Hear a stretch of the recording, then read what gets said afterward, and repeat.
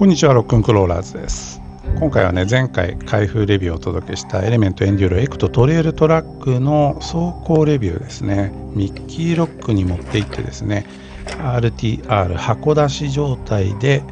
そのまんまのね、素の状態でテストをしております。ちなみにね、バッテリーはサンセルのリポバッテリーを使っております。足がよく動くよね、やっぱね。よく動くように見えるんだな。このやっぱフェンダーがね、大胆にカットされていて、ボディもね、非常にこう狭いナローボディなんで、足の動きがよく見えますよね。その辺がやっぱね、LCG 的なスタイルを感じますね。もともとね、やっぱね、このエクトが出た時は LCG がね、盛んになり始めてる時でね、エレメントもですね、目をつけたんでしょうね。そういうスタイルの RTR を出してきたってことだと思います。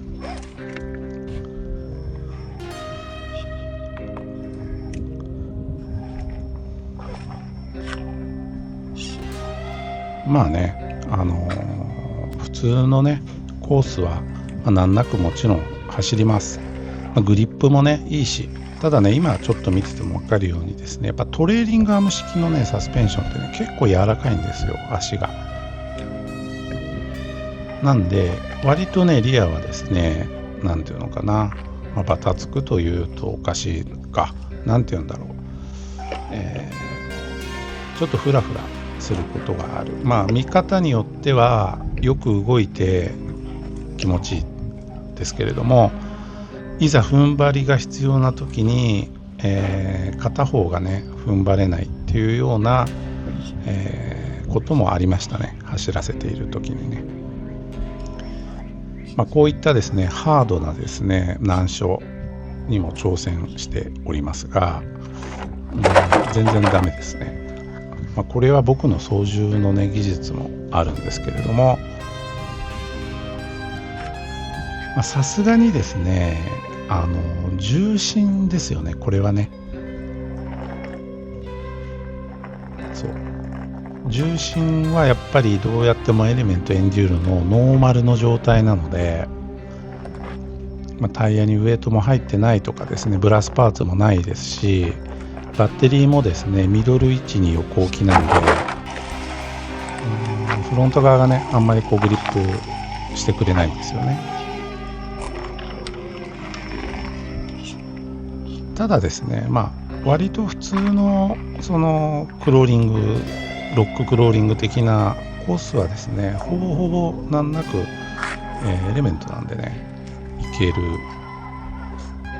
と言えるんじゃないかな。結局はライン取りなんですけどね。ラインをどう読むかなんですけれども、ここなんかもね、このライン間違ってるんですよ。僕のちょっと忘れてるんですけれども、もっと右からね、これほぼほぼ右のね岩と平行にですね突っ込んで右に切ると、そんな感じのラインだった気がするな、ここはね。この辺もですね、やっぱりですね、もうこれで左タイヤ完全浮いちゃってるでしょ。で右タイヤもね、もう全然路面にグリップしてないですよね。で右も沈んじゃってますよね、ほら。ドゥループとか、またはねリアのねショックオイル、あとスプリングのバネレート高くしてですね、リア結構ガチガチにして踏ん張り効かすとね、ああいうとこでねフロントタイヤがねグリップしてくれたりするんですけれども、その辺はねやっぱねどんなマシンでもね難しいかな。しかもねこのタイヤサイズだと厳しい。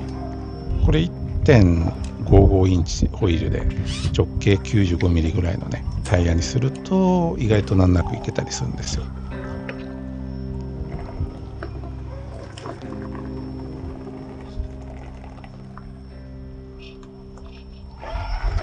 トレッドはね変わらないです。これトレッド幅が広くなってるように感じるんですけれども、使ってるアクセル一緒なんでね。ってことでちょっとね変えてみようってことでね、アダプターつけてトヨタハイラックスのブラスウェイトつけてるやつね。でこれね中にも確か巻いてたかな。ちょっと過剰にねウェイトをつけすぎてるハイラックスなんですけれども、これでねちょっと検証してみようってことで現場でね交換をしているところです。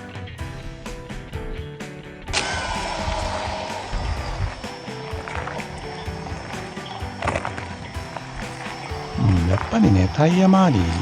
重くするのが一番簡単ですね。金かからないし、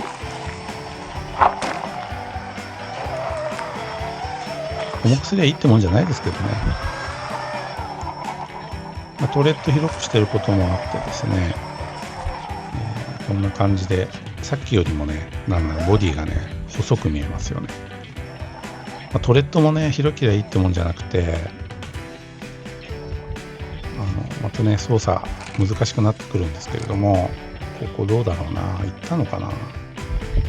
これ実はねちょっといろいろほら休止する前に撮ったやつでもう1年以上前に撮った映像で覚えてないんですけど、行きましたね。一発で行きましたね。さっき苦労してたでしょ、ノーマルタイヤの時はね。ここはどうだったかな。ここもここはあれだね。ここはねこれエクトだからってわけじゃなくて、トレッドがねここ狭い方がいいんですよね。右タイヤが今切ってるでしょ。そこがねちょっとね溝があってね、そこに右タイヤ乗せるとダメでしたね。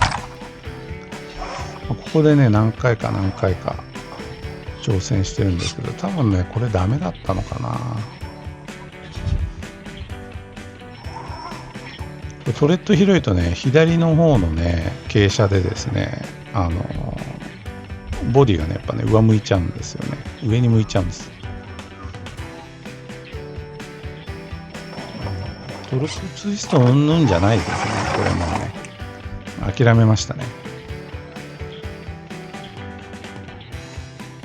でも明らかにねやっぱりねそのウェイト入った方がなんか安定感は出ますね。なんで僕はねやっぱウエイト入れるの好きかな。ほどほどにね。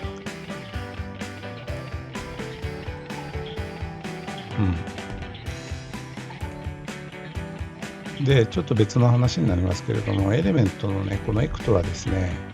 やっぱねエレメントアメリカのメーカーのラジコンなんで、このボディカスタム用のパーツとかもね実は結構出てて、かっこいいねカスタムしてる人結構多いんですよ。そういう楽しみ方もしたいかな。あんまりねこの戦闘マシンつってねエクストリームなねロッククローリングばっかこれにさせててもねつまらないかなっていうのもあるんで、スケールカスタム用に、このボディをね考えるのもありなんじゃないかなと思います。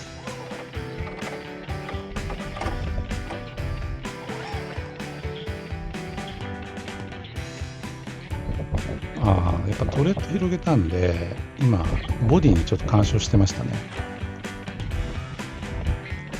右タイヤのね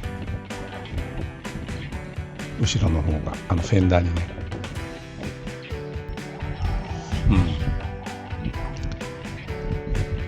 いやこのスタイル好きだな。潔いですよね。なんかね、このグリーンがね好みは分かりますね。このアーミーグリーンってなかなかねスケプロやってる人って多分あんま好きじゃないですよね、きっと皆さん。僕もそうかな。なんで色塗り直したりとかもちょっと考えてますが、ひとまずはですね、この走り、これだけ走れば十分でしょうということで、とりあえずね走行レビューとしては合格なんじゃないでしょうか。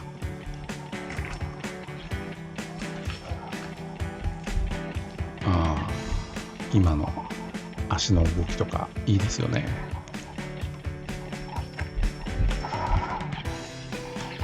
やっぱ若干トルクツイスト出てるね。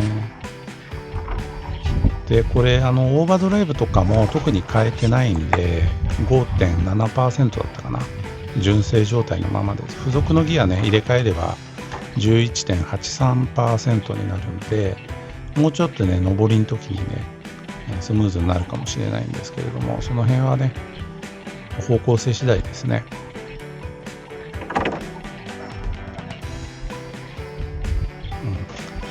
ホイールベースが長いマシンってやっぱりね313ミリとかの普通のねフォーリンク式よりも難しくなる印象が僕にはあります。ゲートキーパーとかもそうでしたし、あとレッドキャットもねあれはフォーリンクでしたけど、やっぱ324ミリのロングオイルベースのねマシンでクローリングってね意外と手こずるんですよね。なんでなんだろうね。そういう意味で言うとね、このマシンはですね、クローリングもできるし、トレイルとかでもね万能に楽しめるマシンという位置づけを自分で持たれてねカスタムしていくのが一番ね楽しいんじゃないかなと感じました。ということでね、エレメントエンデューロエクトいかがだったでしょうか。ぜひね気になる方はチェックしてみてください。